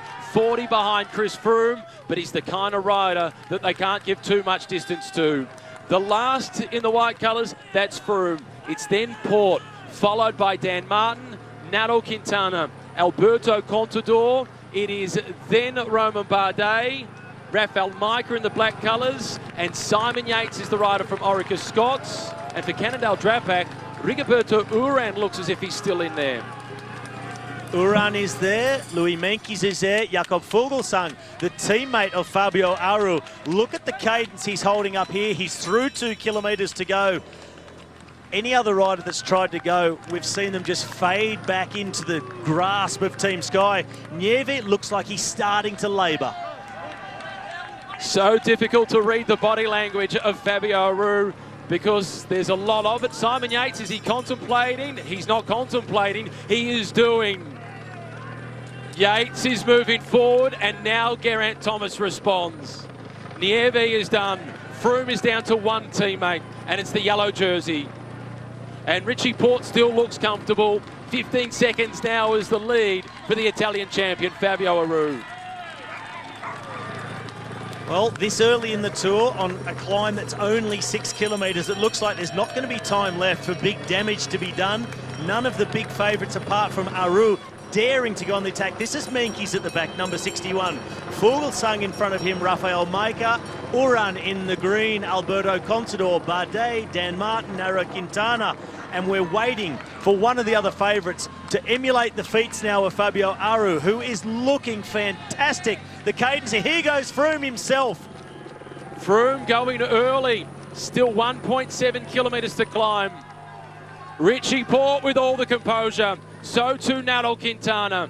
It's then Dan Martin, Romain Bardet, Contador has lost contact, so too Jakob Fuglsang. Well, Froome, much earlier than many might have expected. Geraint Thomas in the yellow jersey went to the front to set the pace. He is now distanced. Louis Meintjes is off the back. Urán just in front of him.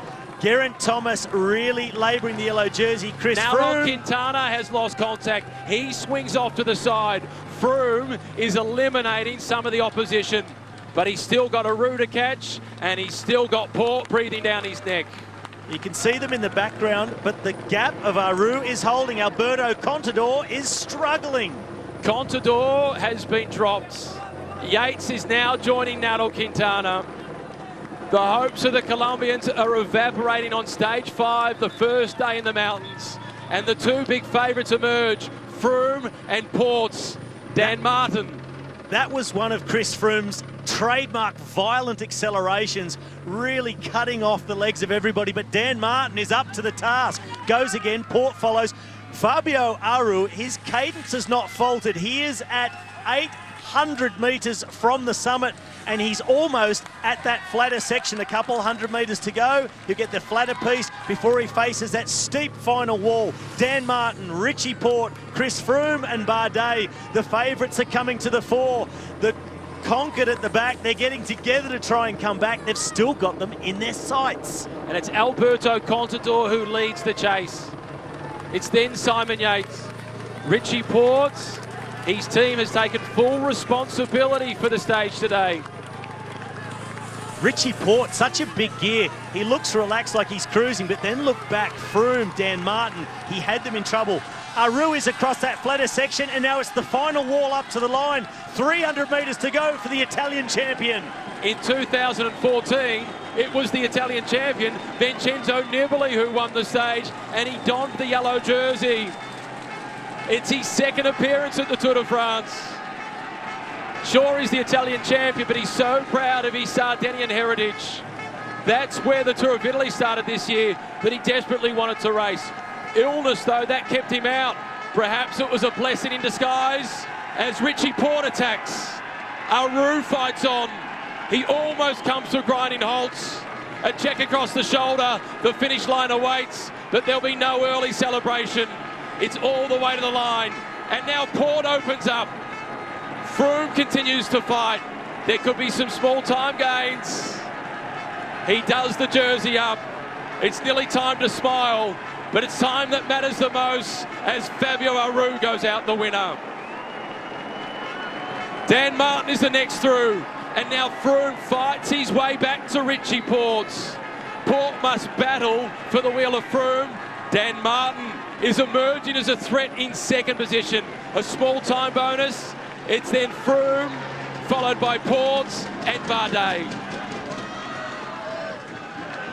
Yates is next. Here comes the former race leader. Nairo Quintana has suffered today. Louis Meintjes is at the back of the yellow jersey, so too is Rafael Majka. An explosive day of racing.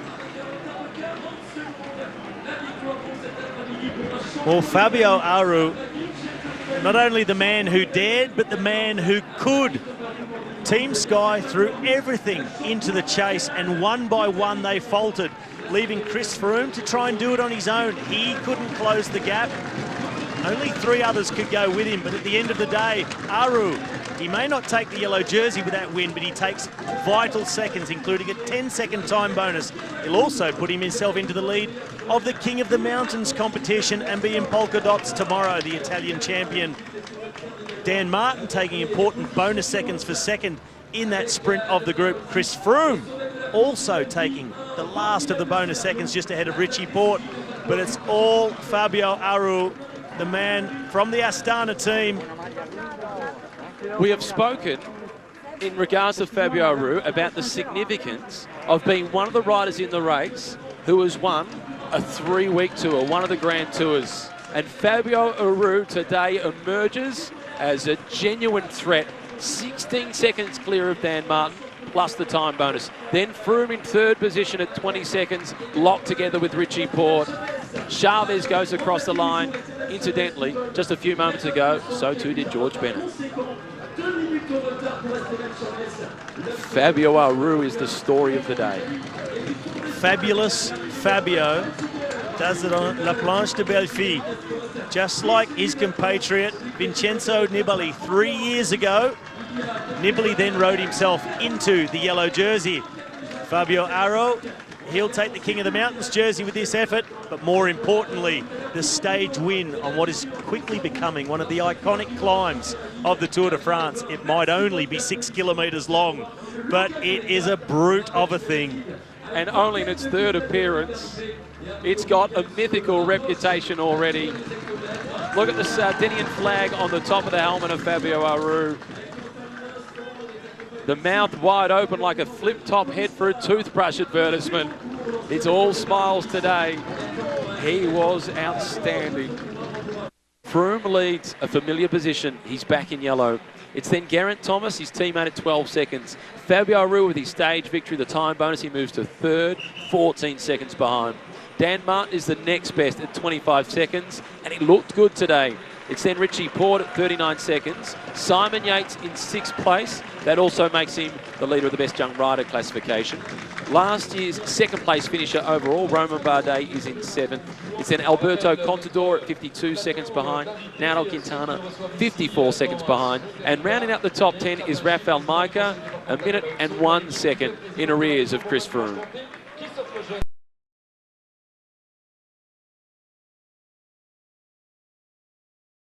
A maximum of over 4 minutes. 4:20, I believe, was the most they had. They're now down to just over 3 minutes. And then after that, the next obstacle of the day is at 81 kilometres to go, and that is the intermediate sprint, the race for the points classification. Number 108, that's Matteo Trentin in the blue colours towards the back of the group. The Belgium national champion, Olivier Nusson. He was good yesterday. The Belgium national champion, we saw him at the front. He did the job that he's been brought here to do, and that was protecting Romain Bardet and getting him into position as soon as they hit the base of the final climb.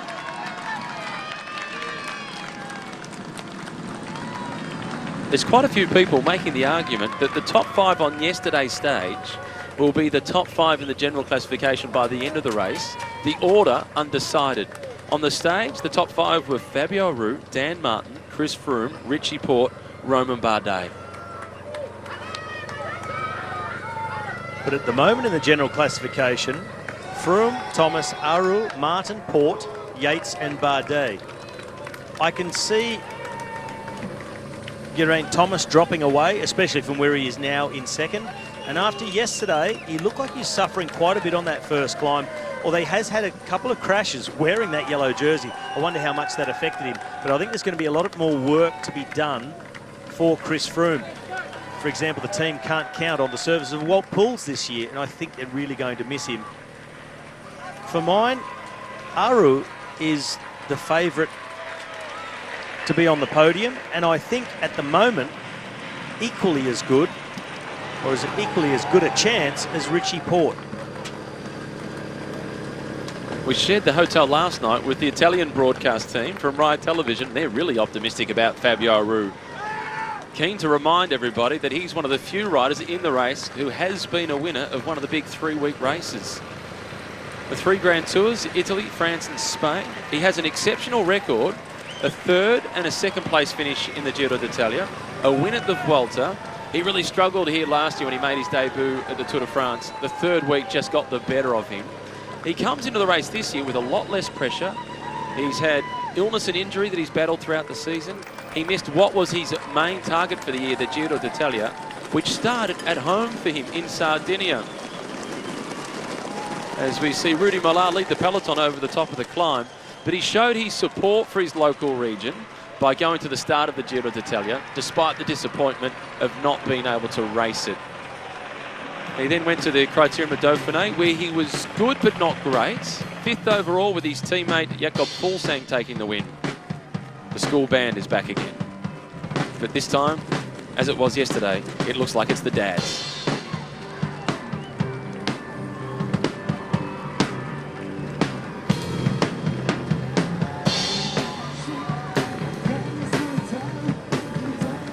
Bit of light entertainment before the race arrives and after it leaves. But it's always great to see the huge crowds that come out to see the Tour de France. And already when we were driving across from yesterday's finish at La Planche de Belfi here to Troyes, along the road, plenty of campers along the course here. And already lots of people out enjoying the atmosphere that was already starting to build, already waving at all the organisation cars that were on their way towards the finish the night before the stage. And the people, they definitely get more than just the bike race coming past them. There's the whole caravan publicitaire. That's all the big trucks, almost Mardi Gras type floats with plenty of gadgets, toys, lollies, all sorts of things being thrown out on behalf of the sponsors. It started way back in 1930, the publicity caravan. It was the first official creation of it, but then the caravan itself really got underway in 1952.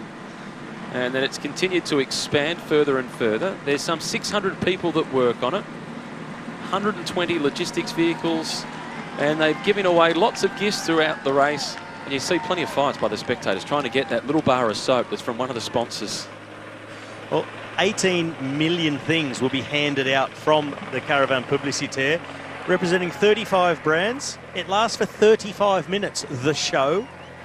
It's 12 kilometres long. And people who've been polled say it's the second reason that they come and line the roadside. The number one, of course, being the riders, the race itself. But the second most important to them is the caravan. Well, what's number 3, I wonder?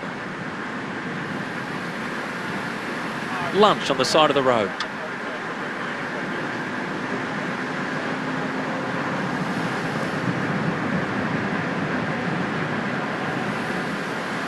They're all working really well together. We haven't seen any moments at the front with our 3 leaders. Kemener in front in black, Langen in the middle in the black and the white, and at the rear, back out in the blue colours of Wanty Group Goubert. We haven't seen any slackening off of the pace from that group. You can see some of the adjustments that they've made to this roundabout to try and make it a little easier for the peloton to come through. And a few choosing the bunny hop to go up but there's also the risk of a puncher. There's also just dirt, that section of that roundabout. They'd made a straighter line. You had to bunny hop that very small curb. It looked to be more just gravel they'd used. You could see the lines from the tyres of the riders who have ridden through there. So slight risk and no real gain by doing it, but had they been coming in at full steam, gave the riders at least another option than going around. The peloton are going to chase the breakaway as they roll into whom? With 140 kilometres still to race, they did get out to a maximum lead of a little bit over 4 minutes. It's now down to 3 minutes and 14 seconds. Behind Fabio Aru, we saw the familiar sign yesterday with Chris Froome. Sure, he was third on the stage, but he's moved into the race lead. He's back in the yellow jersey. We caught up with Chris Froome before today's stage. It got underway. Here he is. Well, they'll be going through that village again today, but there'll be no stopping. It's quite a story, the story of Charles de Gaulle. He was wounded several times and made a prisoner during the First World War. Then he became the Under-Secretary of State for War in 1940, and he was one of the people who opposed the armistice. He then arrived in London on the 17th of June 1940. A day later, as we see an umbrella go into the peloton and cause all sorts of confusion. Well, let's take another look at that, how quickly it can happen. Lars back taking evasive action. And look at everybody in the peloton pointed it out to each other to make sure that there is no crash. That is really lucky, Robbie, that nobody came down as a result of that umbrella going into the peloton. That was extremely lucky because that umbrella flipped over and, well, the stake nearly went straight through someone's front wheel there. That could have been one of those moments we talk about. Just when you think there's nothing happening, something dramatic happens, and that could have been much, much worse than it was. Very lucky for those riders at the front, how that landed and turned around, and they were so vigilant. Spectators on the side of the road, they've got a responsibility to the safety of the riders, and one of the things that always amazes cyclists is when they see dogs at bike races, because dogs and bikes don't often get along. Dogs don't like the race, and the riders don't like dogs running in front of them. I was going to say riders don't like dogs, but that wouldn't be true. No, riders like dogs, just not at bike races. But you never know. It's things like that that you would never think about. So expect the unexpected all the time in the Tour de France. So the umbrella, it interrupts the peloton, and the story of Charles de Gaulle, which is a story I'm sure many of you are well aware of. And it was just after his arrival in London on the 17th of June. The next day, he famously went on BBC radio and he made his famous speech, and then he organised the Free French forces from outside of France, the resistance from inside of France as well. And then upon the country's liberation, he became the head of the provisional government of the Republic from 1944 through to 46 and organised the final activities of the resistance. The general then returned to power in May of 1958 when the Algerian crisis broke out. And the president of the council, he drafted a new constitution forming the Fifth Republic, of which he was the first president. And we're just 7 kilometres away from the town where he brought her home in 1933 and passed away there in 1917. That's where the intermediate sprint will be held. Églises, the two churches, and our three riders now at 500 metres to go. Kemeneur on the front. I'm sure with no interest in taking the points. He's already won a KOM on this stage. Langen in second, and Backart out of the saddle. He looks like he's the man with the adrenaline flowing already. 400 metres to go, and they can see the finish in the distance. That'll be important too for the bunch. And he's lining him up. He's laid off, giving Langen a few lengths. Kemeneur comes back in between. Looks to me like Backart will be getting this 300 metres to go. Exactly as forecast up until this point. It's Langen at the front. Kemeneur has shown no interest in the intermediate sprints. He took the King of the Mountains points, and here goes the farmer right on cue. Frederick Backart opens up the sprint. Langen responds. It's all too late. 20 points collected by Frederick Backart in a breakaway for the second time in this year's race. Langen across the low in second position for 17 points, and then 15 points for Kemeneur. Well, quite obviously, Langen had his heart set on getting that sprint the way he tried to chase down Backhout. If we look at the lead out back in the peloton started already, they're inside the final kilometre. It's Katusha on the front riding for Alexander Kristoff. Sonny Colbrelli has his Bahrain Merida teammates up there in the middle. Sunweb for Michael Matthews. FDJ on the left-hand side. There he is in green, Arnaud Demar, the leader of the competition. On the other side, Quickstep. That is Stibar riding for Marcel Kittle. And now it's the Bahrain Merida team. Second position for them is Sonny Colbrelli. It's Stibar that remains at the front of the peloton, one of the teammates of Marcel Kittle. But Colbrelli has opened up a buffer. He's waiting patiently. He continues to sit the wheel. Dumar in green.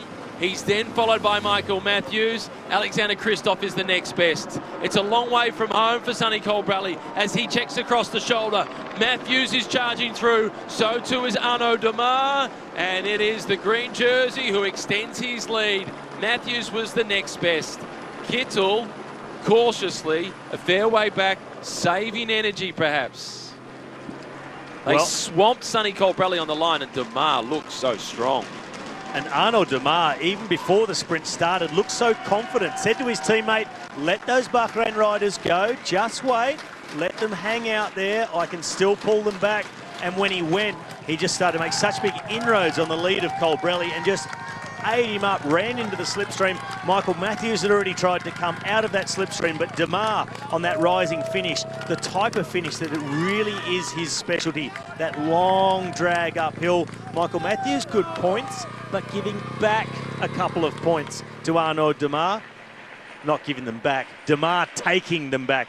But the real surprise, Marcel Kittle, he was right behind them, didn't persist with a sprint. Maybe he just doesn't believe in his chances for green and choosing to save his legs for later. This house that we're looking at, Robbie, this is the house of General Charles de Gaulle and his wife Yvonne. They brought this at the back end of 1933. It was a house that was built back in 1843, but the de Gaulle family, they moved in here at the earlier part then of 1934. And the president, he stayed here and came back here at least whenever he needed to contemplate and make any of the big decisions when he was the president of France. With Arnaud Demar, he's easy to spot. He's in all bright green, including the bike.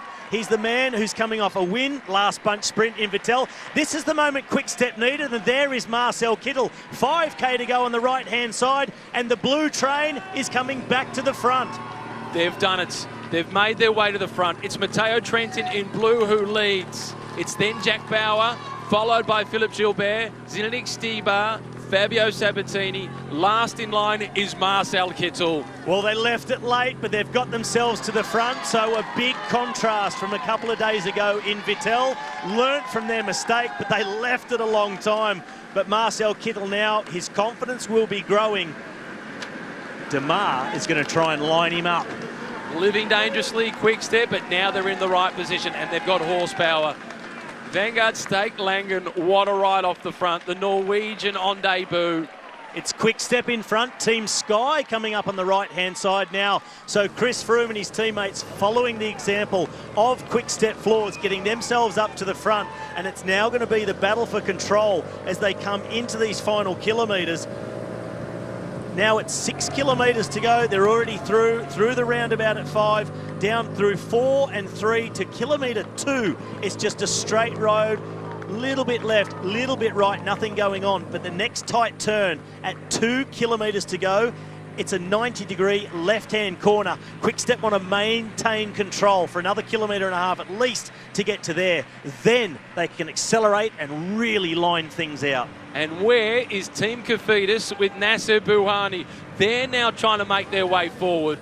The break is almost caught with just over 3 kilometres still to race. Direct Energy, they've got Perik Kimener in the break, but they're now trying to position, courtesy of Tomo Vokler, they're looking after the interests of Adrian Petit, their big sprinter. And here comes Dimension Data, being led by Bernard Eisel. It's then Reinhard van Rensburg, and Renshaw is in the hunt. Team Lotto NL Jumbo are coming for Dylan Groenewegen. This road is so wide at the moment. That's Thomas Leeser. He's trying to get through. FDJ are now on the other side of the road compared to a moment or so ago. Dimension Data, they now take control. Quickstep, they're still well, they're further behind now. They've been washed away a little bit. Dimension data, it's all a question of timing. Marcel Kittle, he's okay, but he's now 20th back. Arnaud Demar, he's sitting at about 8th. It looks like Dimension Data are sprinting for Edvald Bosenhagen as he's 3rd in line. It's then Stibar, followed by Chimele and Guarneri. It's Guarneri first, then Chimele. They're doing the job for green. Michael Matthews behind the green jersey of Arnaud Demar. Behind him, John Degenkolb. Lotto NL Jumbo trying to get in there. Quick step with Marcel Kittle on the right-hand side of the picture. Here is that tight left-hand corner. 2 kilometres to go. They're all around safely. The sprinters have found their way to the front.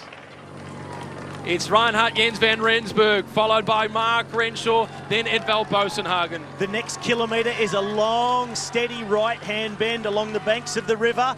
Wide road, plenty of time still to move up if you can be organised with your teammates. Team Katusha, they're still there in numbers for Alexander Kristoff. You see that bend in the road. Marcel Kittle, the big man in the blue, sitting on Fabio Sabatini. Alexander Kristoff making his way back now to his teammates. He's back in position. Dylan Groenewegen in the green sleeves, Lotto NL Jumbo. And on the left, Jurgen Roelands has made his way back to the front of the bunch. That is good news for Andre Greipel. Now Renshaw, he gets to the front. It's a familiar position, brushing along the barriers, almost elbow to the sides. That was Jurgen Roelands. He slots himself right in front of Andre Greipel.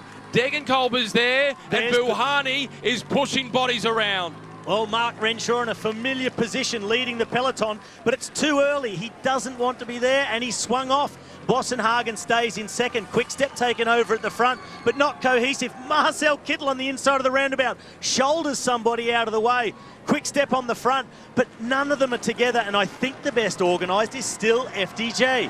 But Kittle, he may have Sabatini at the front. He's got himself onto the wheel of the man in green, Arnaud Demar. There goes Haller. This is Edvald Bosenhagen going long. Bosenhagen, Haller in the wheel, Jurgen Roelands, Andre Greipel, Kristoff back in 7th wheel, Nasser Buhani tracking him, and there's Arnaud Demar. Demar, a lot of work to do. Roelands gets out of the way. It's Bosenhagen who's trying to go long range. Here comes the green jersey. He slips up the inside of Marco Haller. Greipel's exploding. Demar has managed to get through. Kittle is on his way. It's Greipel. No, it's not. It's Kittle who gets there. A last-ditch effort, gets to the line and wins. He made it difficult, but he got home comfortably in the end. He came from so far back, and he salutes. Matt, I said it this morning after the failure in Vittel, you just got to give this man a chance.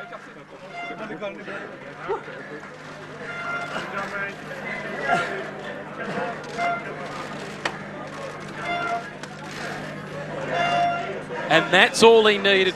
Once the road opened, he just stormed on through. How close, though, was Arnaud Demar to crashing? Well, there must have been some sort of incident because the bunch has split. That's Harlison Pantano, teammate of Contador. And Marcel Kittle very happy. No tears this time, just joy. Yeah! The adrenaline is pumping.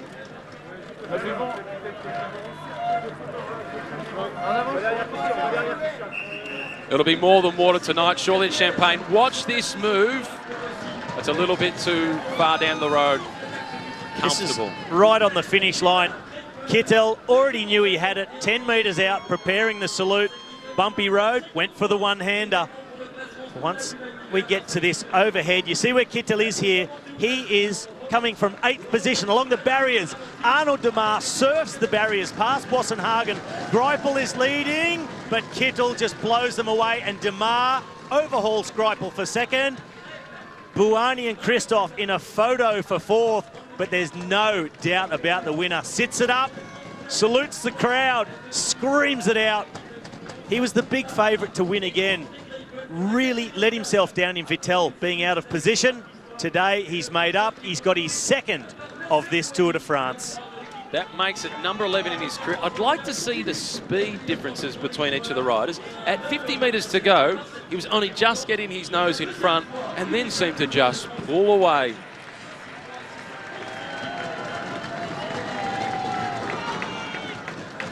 And it shows you it's one man who crosses the line with the arms aloft, but it's a whole team that contributes to une victoire d'étape in the Tour de France. Marcel Kittle coming from behind and over the top, holding off the green jersey leader, Arnaud Démare. And Marcel Kittle's compatriot, Andre Greipel, in third for Lotto Soudal, who did so much hard work. Jürgen Rouland's battling to come back to help his team leader.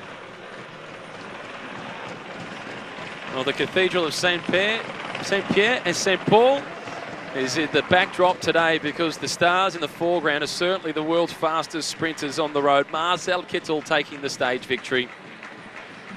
Well, Matt, Arnaud Démare will look back at that and think, if only I could have got through a little bit sooner. He may think he could have held Marcel Kittle off, but the way Kittel came from behind, around 8th wheel when he accelerated, took him a little while to get on terms. Here he comes, fresh air out the side. Démare battling against Andre Greipel, but Kittel, he just came with so much more speed. And had the stage been longer, was there more road, he would have won by even more. The photo for fourth is very close between Nacer Bouhanni and Alexander Kristoff. There's the photo for second. Démare, Greipel, I think just Kristoff before Bouhanni in fourth and fifth. And that was tight for the next position between Matthews and Groenewegen. No doubt about our winner. Kittel takes the stage, Arnaud Démare in second position, then Andre Greipel, Alexander Kristoff fourth, Nacer Bouhanni in fifth, Dylan Groenewegen in sixth, Michael Matthews seventh. Good ride by Dan McClay in eighth, Rudy Selig, and then Degenkolb rounding out the top 10 after that horrible crash 2 days ago. Is also just in there. Here's another look at it. Watch the move and talk us through the green jersey.